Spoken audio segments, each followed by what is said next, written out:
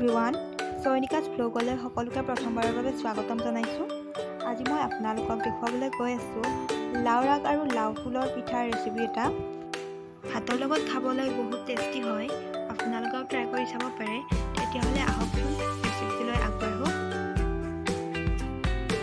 ইয়াৰ বাবে প্ৰথমতে মই লাওৰ আগ আৰু লাওৰ ফুলকেইটা ভালদৰে ধুই লৈছোঁ।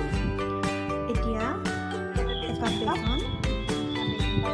বেকিং পাউডাৰ আৰু পিঁয়াজ, নৰসিংহ, জলকীয়া, পুদিনা লৈ লৈছোঁ। বেচনখিনি চৰিয়া এটাত ঢালি লৈছোঁ।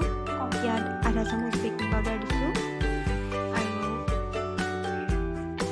এইখিনি কুটি ল'লোঁ। এতিয়া আটাখিনি ইয়াতে মিক্স কৰি দিছোঁ।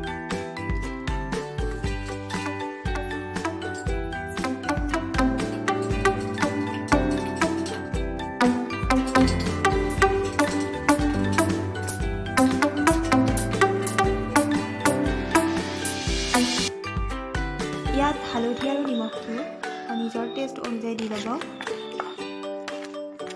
এইখিনি মোৰ মিক্স কৰা হৈ গ'ল। এতিয়া কেৰাহীটো বহাই দিছোঁ। ইয়াত ৰিফাইন গৰম হ'বলৈ দি দিছোঁ আৰু এনেদৰে ফুলকেইটাত বেচনখিনি ভালদৰে সানি ল'ব। গোটেই ফুলটোত ভালদৰে বেচনখিনি সানা হোৱাৰ পিছত তেলখিনি ভালদৰে গৰম হ'বলৈ দি ল'ব। তেলখিনি গৰম হোৱাৰ পিছত লাওৰ ফুলটো তেলত বহাই দিব আৰু কিছু সময় এনেদৰে ৰাখি ল'ব। দুইফালে সমানে ভাজা লাগিব দিব।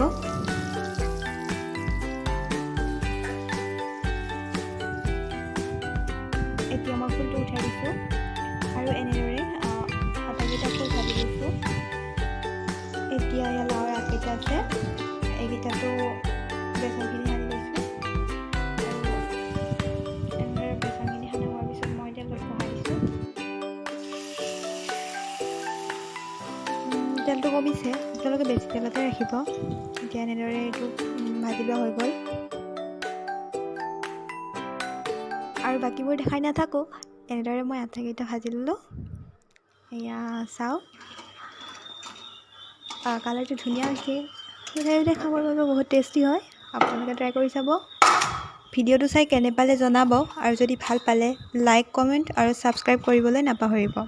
ধন্যবাদ, বাই বাই।